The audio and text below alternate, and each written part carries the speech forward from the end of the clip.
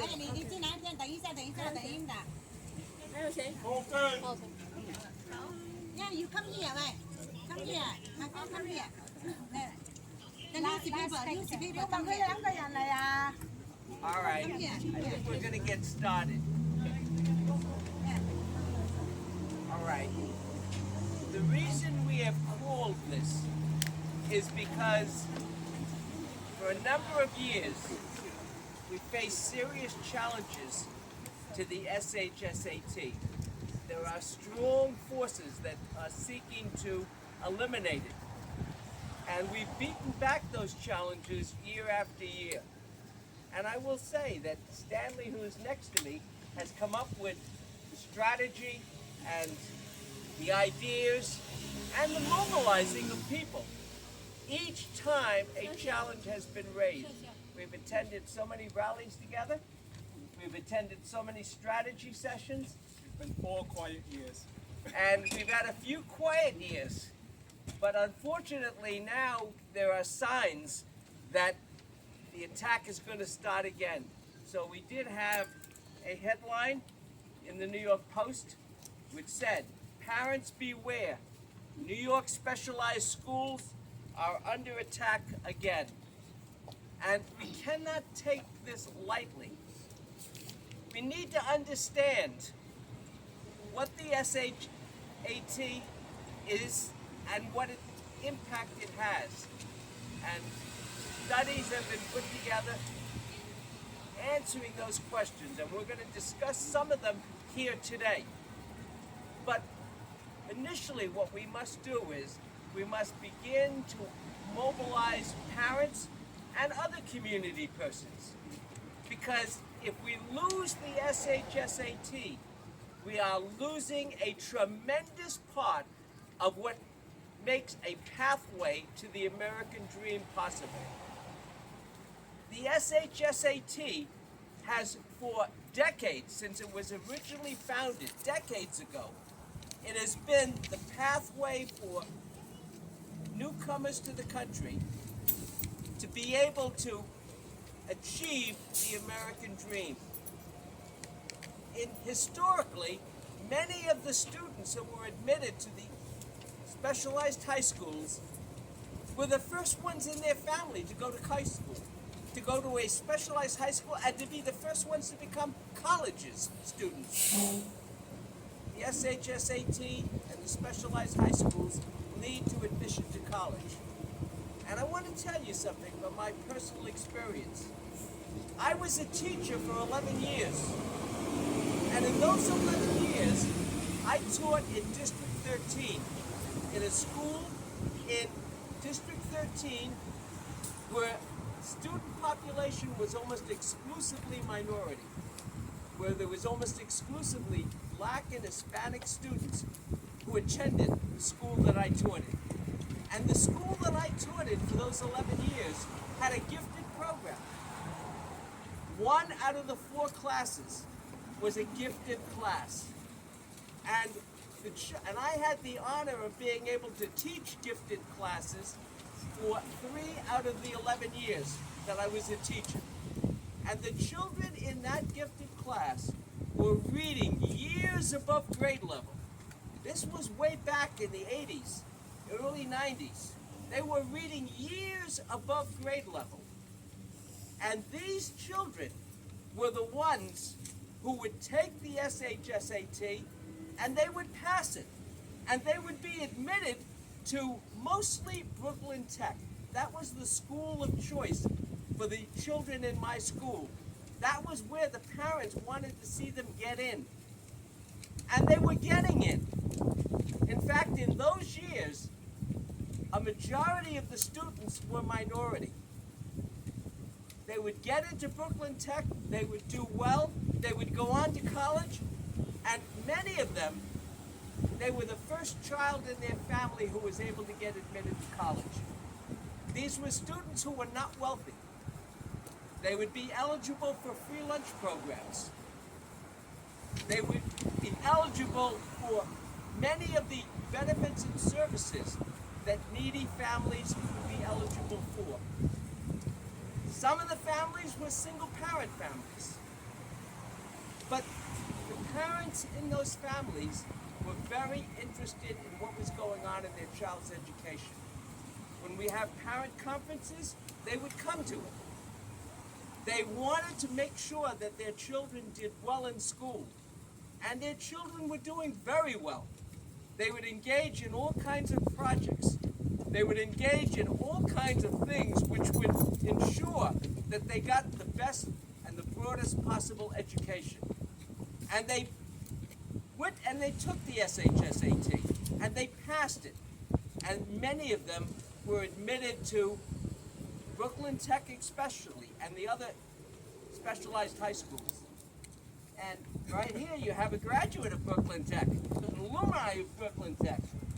And he, Stanley, has learned a tremendous amount of information. He has a wealth of information on the data, the numbers behind our specialized high schools, what impact they have, and where the children come from. Now, what happened? Right now, Brooklyn Tech has a very small number of minorities in their admissions, to a point where it's scandalous. What happened from those days when I was a teacher in District 13, where a large number of students would get admitted to Brooklyn Tech, would pass the SHSAT, and to today where the number gets smaller and smaller. Well, I'll tell you what happened. They closed the gifted programs in those districts. They stopped having gifted classes. Now, I have my own personal idea as to why they closed the gifted programs, but I will tell you this, that while the gifted class was reading years above grade level, where they were doing math and science years above grade level, the other classes in the school were not doing well at all. They were way behind in reading, in math, in other parts of the curriculum. Now, what that would result in is parents whose children were in the other classes were coming up to the school and they were saying, how come my child can't read? Down the block, my child has a friend and he lives on the block and goes to the same school as as this child does. And yet this child reads very well and my child is not reading. Why aren't you teaching my child to read? And that was becoming a source of awkwardness for the school administrators, for the district administrators. And their solution was, we're going to eliminate the gifted programs. Then we won't have all these parents coming up and saying to us, that child is reading down the block. Why isn't my child reading? The obvious proper solution would have been to get programs to do remedial work, to teach the other children, to find creative quality education methods, to teach the other children to get their reading scores up, to get their math up, their science. But that's not what they chose to do. They chose to eliminate, in my opinion, the evidence as to why children were not able to read, except in the gifted class. Now, they may say, and the argument is made sometimes, well, if we have the gifted classes, it takes money away from all the other programs in the school. You can make that argument. But the reality is, for the last 3 years, and I have fought very hard for this, the reality is hundreds of millions of additional dollars have been increased for the school budget every one of the last 3 years. And there were increases before that too. But in the last 3 years, we have increased the school budgets to eliminate what was discrimination against New York City schools. New York City schools were getting only 38% of the amount of children, the proportion of the ratio between how many children there were and how much aid was given. New York City had 40% of the children of the state, but only received 37%. And that was going on for decades. Now that has been corrected. Now we have gotten 400 million, 600 million more monies each year which was not gotten before. So there is no excuse. If those monies are applied to the schools and to the children and the classrooms, there is no excuse why we cannot fund special education, fund those children who are underperforming, and also fund gifted programs for the children who qualify and need gifted programs. I simply refuse to accept that the children in that school are not good enough, not able to be taught well enough to be able to have gifted classes. It's proven not true. There were gifted classes in that school, and Black and Hispanic children did very well when they were given the opportunity for pipeline, when they were given the kind of opportunity that they needed to reach their fullest potential. And yes, there were students who were not performing well. And those students had to be given programs that would meet their needs. And their needs might be a remedial program. Their needs might be a program that tapped on a particular skill or talent that inspired them. Their needs could be met. And yes, we have special education programs where we have children who have individual education plans that have been devised as to what their needs are and what is necessary for them to excel. And New York City is failing to meet those IEPs, and that's wrong. We have the money. We have the money to fund IEPs for those children with special needs. We have the money to get high-quality remedial programs for those children who are falling behind, and we have the money to fund special gifted classes, because those children also need what is necessary for them to reach their full potential. So we need to alert parents.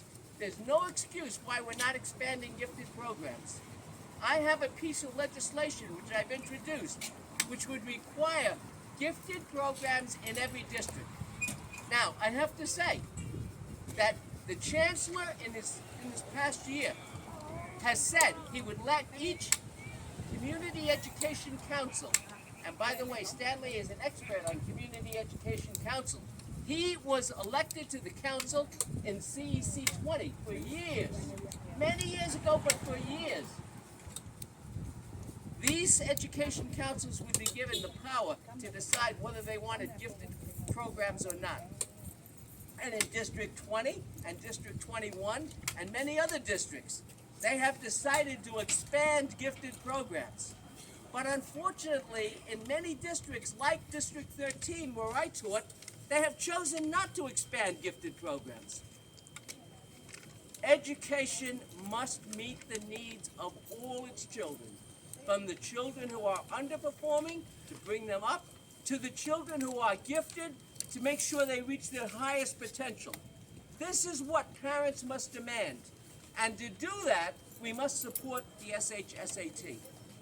We must also support programs for children with special needs and programs for children who are not performing. But that does not mean we should stop giving what children with gifted programs where they need them. So we're sounding a wake-up call to everybody. And in that wake-up call, we must demand that gifted programs be supported, that is the pipeline to the SHSAT, and when those programs are restored, I am firmly convinced that there will be no lack of diversity. I believe when you provide the pipeline, when you provide the necessary pipeline to the SHSAT and beyond, that children of every ethnicity, of every nationality, of every group will be successful in passing the SHSAT, because that's the way it was for decades, until unilaterally the Department of Education decided to shut down those schools that were in central Brooklyn and northern Brooklyn and the Bronx and other places. They shut down the pipeline, they shut down the gifted programs, and the result was, of course, children from those neighborhoods would not have the opportunity to pass the SHSAT. And most of them don't even apply, because the Department of Education in many schools does not encourage them to apply.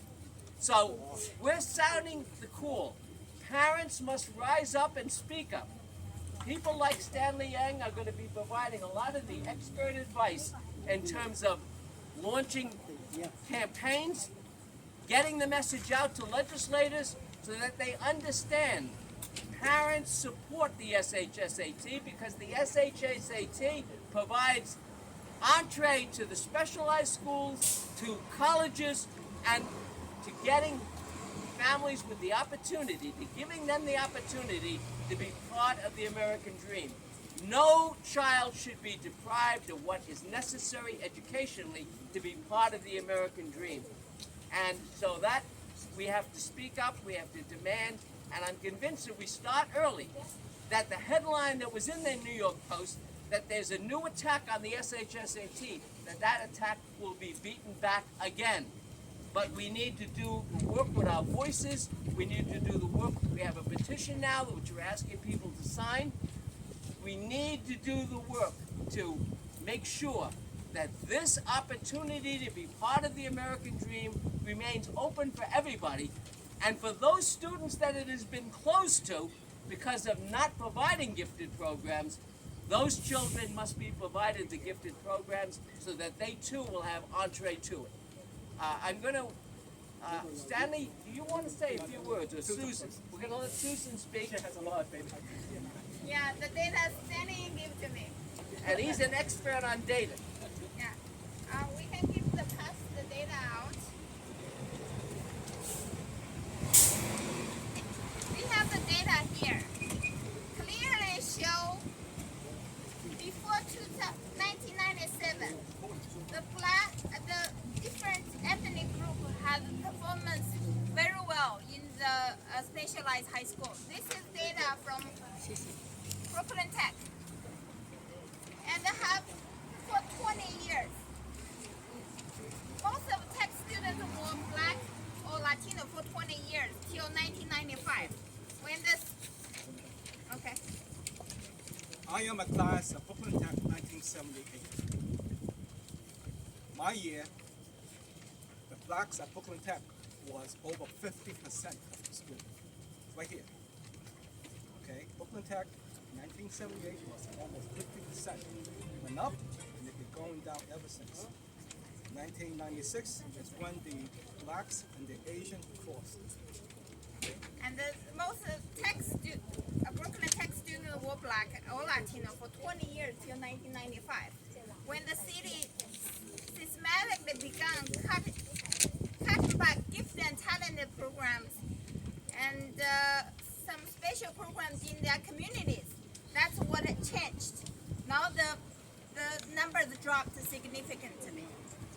When we talk about the diversity, there's a real solution to improve the diversity while maintain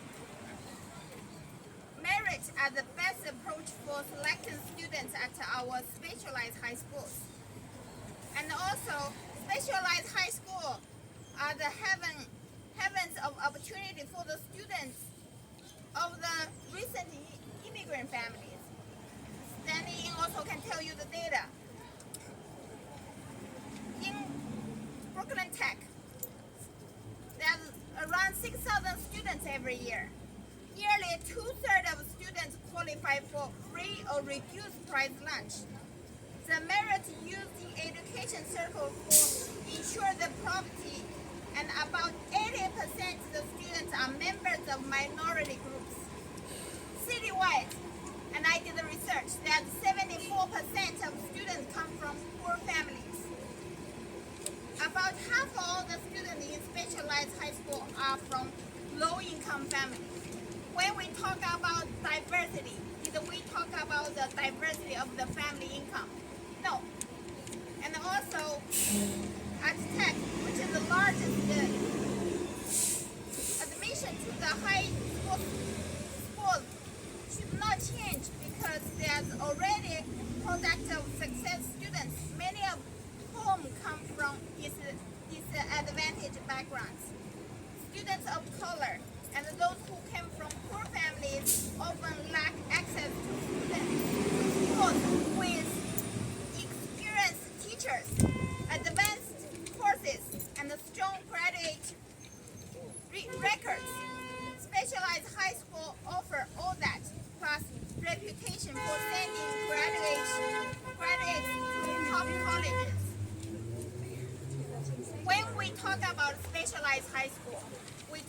SHSAT. We also talk about the diversity.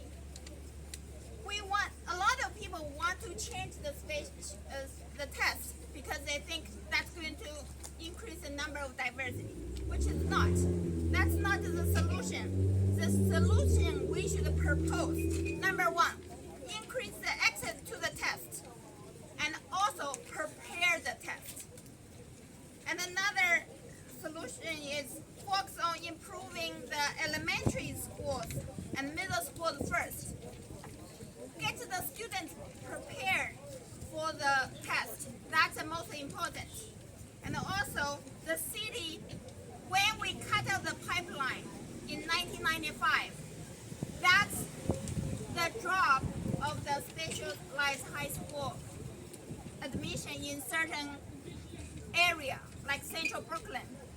We need to expand, make sure those programs expand in those areas. And also, more students should accept in advanced program. And also, as I know, DOE already agreed to put more different talented programs. We have to urge those community, this area, make sure the CEC also accept those programs in their neighborhoods. Really help those students. We need to build a pipeline for the students really to success, not cut the program can make the student success. So we must keep SHAT. That's the solution. That's what we need to do. I urge all the community, make sure everyone come out to support SHAT and sign our petition, be vocal, and also speak up as the parents and also for the students also. Thank you. Okay, thank you, Susan. That was a very thorough presentation on the data. Data does not lie, as Stanley always says. Yes, Stanley? Okay, got a couple of importance here. All right, I'll make this brief. Number one, I just want to make an announcement. I will be endorsing and helping Susan in the November election. Okay? So it's official now, all right? And yes, I will be helping her mainly on education. The one thing I just want to add to what she was saying on data, people better understand this. Number one feeler with the specialized high school is District 20. We are the number one feeler. The number two feeler to the specialized school, District 21. Both the school districts are under the new council person. Any changes, the kids in these districts, these two districts around here, we are impacted. We better think about that. We call this zero-sum game. One person gets it, somebody else do not. They make changes, we'll get screwed over here. Okay? That's important. All right? Thank you. Thank you, Stanley. And without this man, I don't think we would have specialized high schools this day. Year after year, they've attacked the SHSAT, they've attacked the process, and he puts together the information and the data and the strategy for feeding back to the town. So we all owe him a great debt of appreciation for what he has done.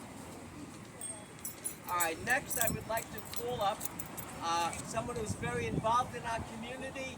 He's constantly having public meetings, making people aware of public safety issues, making people aware of what rights they have, what they should do in order to be safe, in order to be able to benefit themselves and their families. Dr. Tim Law. Hi, good afternoon, everybody. First, I would like to thank you, Mr. Colton, New York State Assemblyman, Susan Zhuang, Chief of Staff, and other staff members of Mr. Colton's office organized this rally. This rally is very, very important to our students and parents. In recent years, some politicians unfortunately advocate to cancel the SHAT for specialized high school admission tests. They said that that's very, very unfair. Admission to this specialized school by only one single test. They should be paid by what? The teacher evaluation, service credit, and the school scores, something like that. Don't use the SHAT to admit students to specialized high school. Also, they claim that the seats of this specialized high school occupied mostly by white and Asian students. How many students, African and Latino students? Only 7 to 10%. According to them, it's very, very unfair. This is because why? They said that our Asian students have money. They send their students, their children to after school weekend tutoring program. That's why they have good training and practice. That's why they pass the test. Okay, so I want to mention that because those students who admit this specialized high school, they started very, very hard. Okay, from elementary school and junior high school, they achieve very high academic standards. That's why they take the test. They pass the test. Also, our Asian parents emphasize the importance of education. They said that they wish their children go to a good high school, prestigious college, and in the future can get a job, fulfill their American dream. That's very, very important. That's the right and best way to achieve in the United States. Okay, that's very important to us. Specialized high school, how many? I have a list over there. I worked Department of Education for 35 years. I know this schools in and out. There's 9 specialized high school. 8 high school, they need the test. LaGuardia High School need the audition and the other requirement to admit to this school. This school, if you want to get into this school, you must study very, very hard. The test have 2 sections. One's ELA, English Language Arts, have 57 questions. And the other part is mathematics, also 57 questions. You must study very hard to pass this test. It's not easy. I do it before. I do the test, a sample test. That's not easy. You must study hard in order to pass this test. The highest score is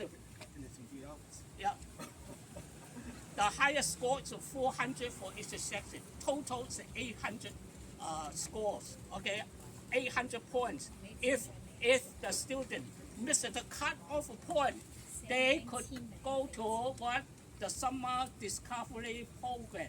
This discovery program for low-income household. They could join this 3 and 5 years program, and they could make up this lost points. They still could go to a special high school they wish. That's very, very important. Politicians, please don't involve education in politics. The purpose of education is to help us to learn, to acquire knowledge, become a good citizen, and make a good contribution to society and our country. Please don't punish those students who work very, very hard, have a good score, the grades. Okay, parents, please work together. Okay, work together, fight together to keep this SHAT. And also, we must work with Mr. William Colton. I stay in this neighborhood for at least 45 years. Only Mr. Colton fight for us in Albany. That's why the SAT still, we keep the SHAT. Without this gentleman, they canceled this exam long time ago. Let's work together, sign a petition together, keep this SAT. Very important for our Asian students, for next younger generation. Thank you very much. Okay, thank you, Dr. Lua. And you know, I just want to say that when I was teaching, and all those students in the gifted classes, whether I was the teacher or there was another teacher for it, I had the privilege of teaching gifted classes 3 years out of the 11 years that I taught there. But whoever was teaching it, those children were the ones who Susan, showed in the graph, were passing the SHSAT and were going to Brooklyn Tech. Now, what happened? They closed down the gifted programs. What happened to the children whose parents wanted them to go to gifted programs? You know what happened? They left the public school system. They took their children, they put them in parochial schools, they put them in charter schools, they put them in private schools. The public education system lost many children because they were failing to offer programs that met the needs of those children. And I refuse to believe that today, here in 2023, if the public school system offers gifted programs in District 13, in all the districts in central Brooklyn, where there are many minority students, I refuse to believe that those parents will not be there, and those bright students who attended those schools back in the 80s and the 90s, who are getting accepted to the specialized high schools, that they will not be there. There will be more than enough students to qualify for the gifted classes. But the classes have to be offered, and an attempt has to be made to make the parents aware that these gifted programs are being offered and that their children will have the opportunity to get the kind of education that they need and that they're entitled to. Every child's needs must be met, and a gifted child has needs that must be met. A child with special needs who has an IEP has needs that must be met, and that's the obligation of the Department of Education. And a child who has special, who has behind, those needs must be met. That's what educators are supposed to do. They're supposed to find the proper programs that are adapted to meet the needs of every single child. For gifted children, we need gifted classes. For special education programs, children, we need the programs that will meet their individual education plans. And for those children who are underperforming, we need to find the remedial programs, high-quality remedial programs that will meet their needs. That's the job the Department of Ed has to do, and that's what we have to demand. And if we do that, we will be successful. Now, I want to introduce to you a young woman, I believe is still a student at Stuyvesant. She's here today. She has worked hard. She has studied hard. And she passed the SHSAT, and she was admitted and accepted by Stuyvesant. And she is proceeding to get a good education in Stuyvesant, and I can only imagine what colleges she is aspiring to apply to, and I'm sure she's going to be very successful. I'd like to introduce to you a student from Stuyvesant, Zoe Chin. Thank you, Mr. Colton. Growing up, I have seen the sacrifice that my parents have made in order to give my brother and I the best. We are by no means rich, but we made do with what we had. Once I was old enough to understand what the words specialized high school meant, I was entranced with the thought of going to one. Ambitiously, I set my sights on Stuyvesant, the school I currently attend, and I put myself to work. While the SHSAT stood between me and my dream school, that dream itself would not exist without the test. Specialized high schools are known for offering a surplus of resources, opportunity, its rigorous curriculum, and its competitive nature. Being around thousands of competitive, high-achieving peers forces you to keep up, overall benefiting your academic nature, setting you up to attend prestigious colleges, and developing a sense of how the world really works. The SHSAT maintains this standard among students to provide the ideal learning environment. The SHSAT acts as a standard, relatively unbiased way of testing the academic potential and abilities of students. Without it, students would be judged solely on their GPAs, which often do not provide an accurate measure of their abilities at all. Many schools are known to inflate the GPAs of their students, which leave them alone and unprepared if thrown into a specialized school. In the long run, this will do more harm than good when students so used to carrying high 90s in middle school are met with struggling grades in high school. The environment in Stuyvesant is completely different than from middle school, where the effort to get a 90 average then would get one in the 70s to 80s in Stuy. The SHSAT is a necessary tool to filter students who can survive under this new level of competition. The SHSAT gives merely a small glimpse of the expectations placed on students in these specialized high schools. It not only tests students academically, but also on their ability to maintain themselves under pressure. From my perspective, the SHSAT was the motivation I needed to surpass my peers. Though my grades were already in the high 90s, I did not do well on my first SHSAT practice test. Maintaining a GPA is easy.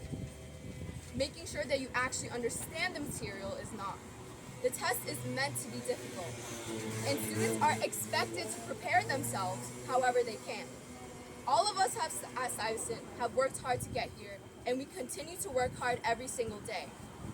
Students should not be punished for the hours they spend at test prep, nor should the SHSAT be scrutinized for being unfair, especially when there are free study resources and test prep offered in most schools.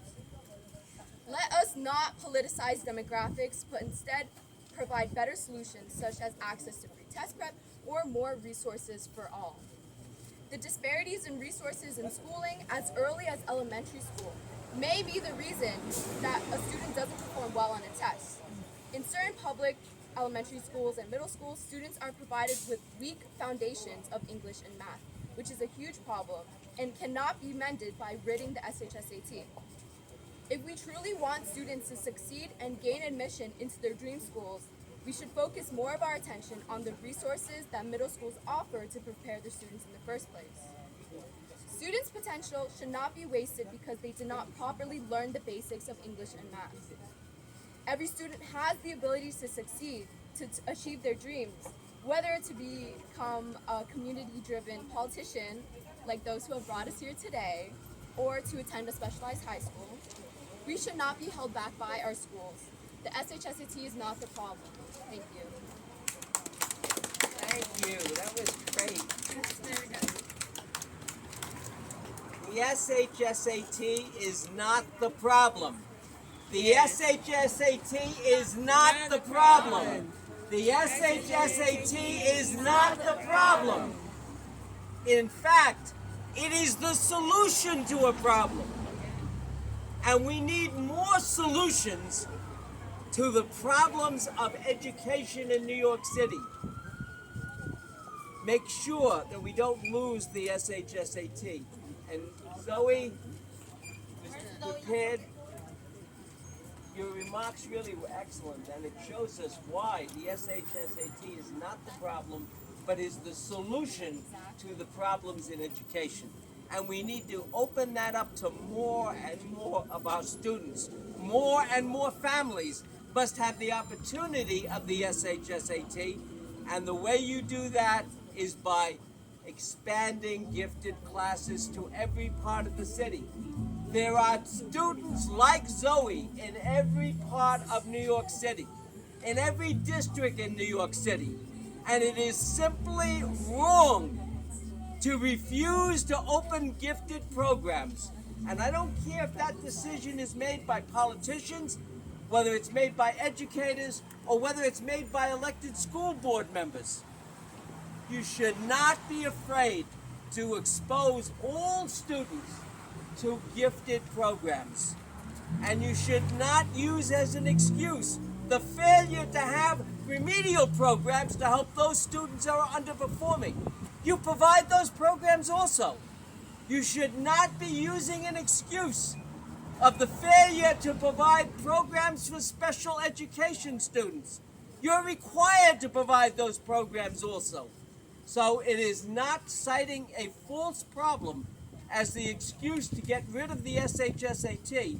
What we must do is we must provide every student with what they need in order to succeed in education. And gifted students need the SHSAT. And students who are underperforming need to get remedial programs that will help raise their performance. And students with special needs need to get the programs that comply with their individual education plan, which will enable them to overcome their special needs.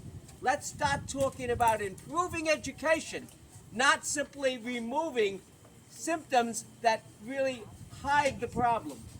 The SHAT is successful. We need to keep the SHSAT. What do we need to do? Keep the SHSAT. Keep the SHAT. Keep the SHAT. We don't want to hide problems and create new problems. We want to promote every program that is successful. The SHSAT produces students like Zoe, and that's what it's supposed to do. And we need to keep it so that it continues doing that. Remedial programs are needed for those students who are behind, underperforming. And special education programs are needed for those students who have IEP plans that they need complied with in order to reach their full potential. So let's stop this nonsense. Let's stop the nonsense of playing politics. We need to go forward, and we need to keep the SHSAT, and we need to build programs that will help every single student, because that's what they have a constitutional and a legal right to have. Programs that meet their needs and help them be the best person, the fullest education as is possible for each and every student. And that's what we need to do. All right, Susan, do you want to, is there anyone else we should be calling? I want to add something. Yes. The people really go to specialized high school. Half of them from low-income family. Why we always attack those people? And 74% from the family needs assistance. Why we always attack those people? They are all new immigrant families. The majority are new immigrant families. They don't have the money to go to private school. They want to have their choice to go to some school they want to. We, as a government, we cannot eliminate all people's choice. We provide the test. You can have the rights to choose or not take. And for our system, we need to make sure all the education are qualified. And all the gift and the talent program are provided in every single neighborhood. And all the students with needs, special needs, they also provide the program there. As a government, we should not have the excuse, don't keep the quality education. That's not an excuse. Eliminate the test is not the way to improve the education. The way we need to improve the education, provide more service, provide more funding for education, provide more programs for education. That's what we need in our community. Colton, can I say just a few words? Yes. Okay, Dr. Luo. finally, I just want a few words. The school district had to improve their curriculum program. They had to improve it. Then number two, they had to set up more given and talented program. Okay? And also, you get to give them the prepare and the training program for this student in order to help them to pass the SHAT. Don't just say that because they're Asian and white students, they could make it. That's not true. That's not true at all, not fair at all. They criticize us, that's not fair. They have to do their job, improve their curriculum, give them more practice and training program, set up more gift and talent program. That's the best way to do it. All right, I would also like to say that we have another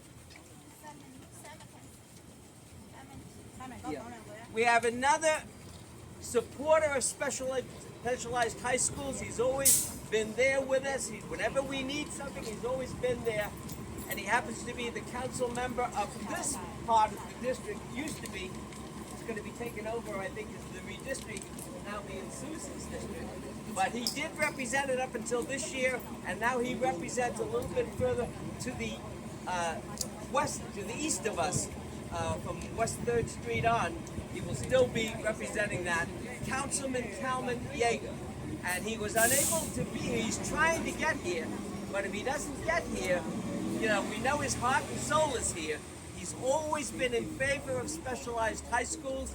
He's always been in favor of keeping the SHSAT, and together he will be with us in this fight. And this is just the beginning. We're just sounding the alert now. But we're eventually going to be going on, and we're going to be making sure we keep the SHSAT. Keep the SHSAT. Keep the SHSAT. Keep the SHSAT. And we'd like to introduce another community leader who has been outstanding in her support for the SHSAT, has been outstanding in her support for gifted programs, who is a mother herself, who has daughters, girls and a boy. I think, was it 4 and 1? 4 kids, yeah. 4 kids. 1 is a boy, we have 3 girls, and she strongly supports the SHSAT. Lena Chen. Thank you, thank you. So I want to say thank you to Assemblyman William Colton and also Susan Zhuang. They always help our community fighting for education. Very important. I have 4 kids. Education is the best one to like an investment for all the families. So keep SHSAT for the kids, so they have an opportunity can go to school. So very important. I want to say thank you so much, and also I want to say thank you guys to come here. Thank you so much. Very important. So, thank you. Okay, this is just the opening shot, the initial warning that we're giving out to parents. Please take petitions. Have everyone gotten a petition? Not only sign it, but we need you to take it.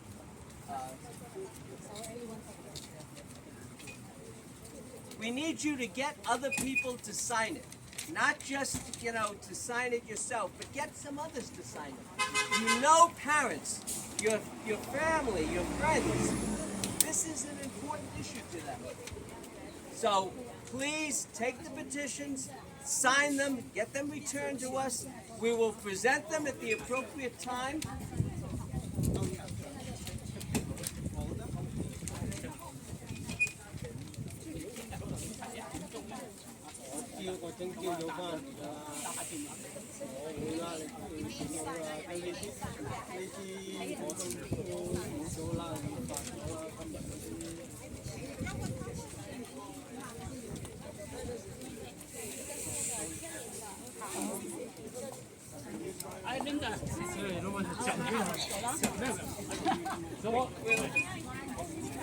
We'll get some more petitions to be distributed out here.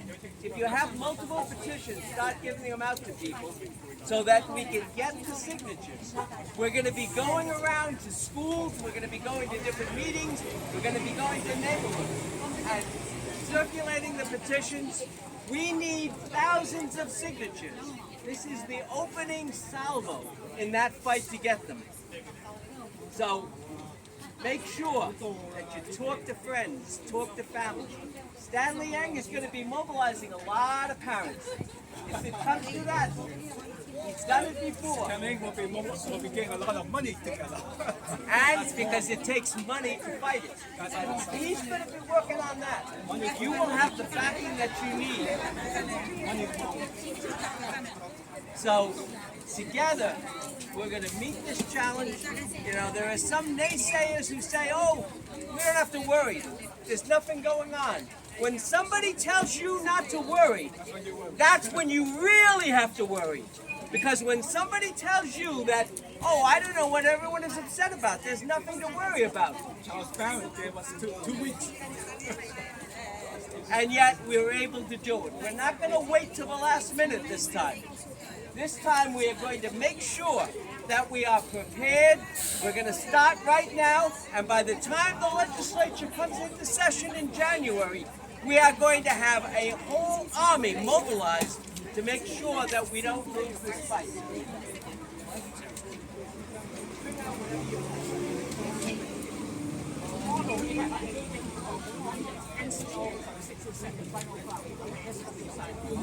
Yes. Dr. Law is actually going to have a meeting tomorrow with the NCOs on public safety issues at 1 o'clock at 124 Avenue O. He's going to have have a meeting, and he said that he's going to have people in his organization sign the petitions and circulate the petitions. So it's important that we all have that attitude. Now I understand Councilman Yeager is going to be here in about 10 minutes. He's trying very hard to be here because he believes in it.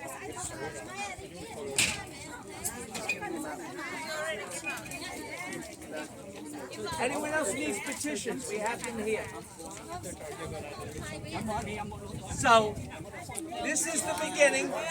It's going to build until we have an army ready to make sure that we keep the SHSAT. What are we going to do? Keep the SHSAT. Keep the SHSAT. Keep the SHSAT. Keep the SHSAT. We have more petitions here. Anybody who needs them?